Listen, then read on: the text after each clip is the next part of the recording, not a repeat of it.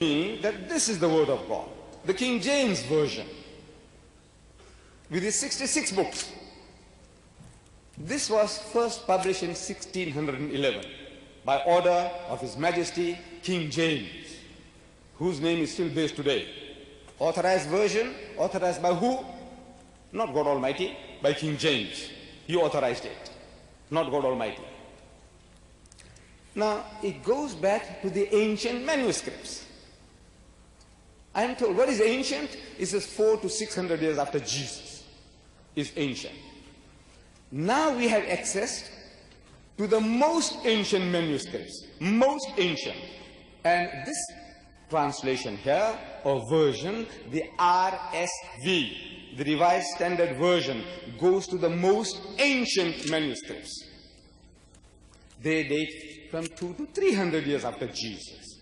So closer to the source, the more authentic any document would be, closer to the source. This is common sense. If Jesus, in the time of Jesus, if this was written and he had signed it, autographed it, no questions asked. This is 200 to 300 years after, this is 400 to 600 years after. So they published this translation, published in your own country here, as well as in Britain, Canada, all these countries simultaneously. You produce this Bible.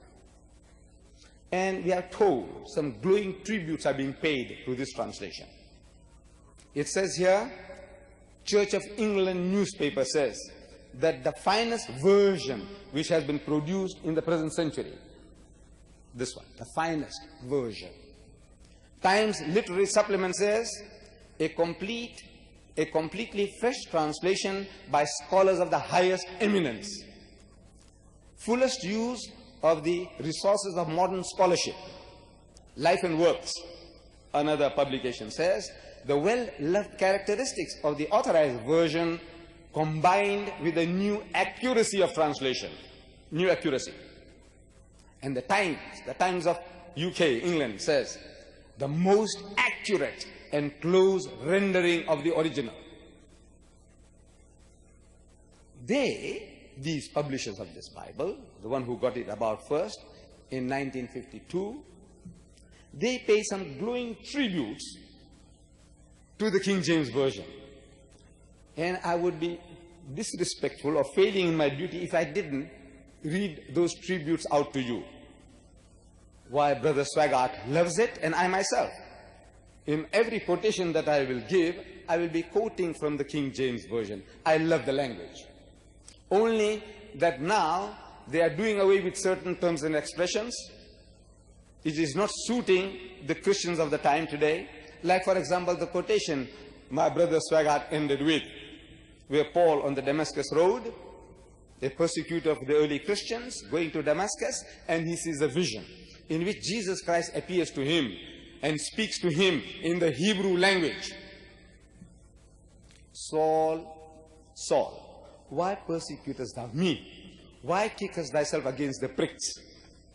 This is the exact quotation from the King James Version, which Brother Swaggart, I don't know why, he used the word goad. I have been asking Christians what is goad, and nobody knows what is goad. I said, why do you change the words? If it's pricks, it should be said pricks. If this is the original language of the King James Version. But now it's talking about goads. I haven't heard that word before in my life. It's a new word. It's a new terminology coming out. Changing the words, the translation. I'm still not taking exception to that. Goads. So they say about the King James Version, the revisers of the Revised Standard Version, 32 scholars of the highest eminence, backed by 50 cooperating denominations, that the King James Version has with good reason been termed the noblest monument of English prose. Its revisers in 1881 expressed admiration for its simplicity, its dignity, the music, its power, its happy turns of expression, the music of its cadences, and the felicities of its rhythm. It entered as no other book has into the making of the personal character and the public institutions of the English-speaking peoples. Said, we owe to it an incalculable debt, the English-speaking peoples. The Americans, the Canadians,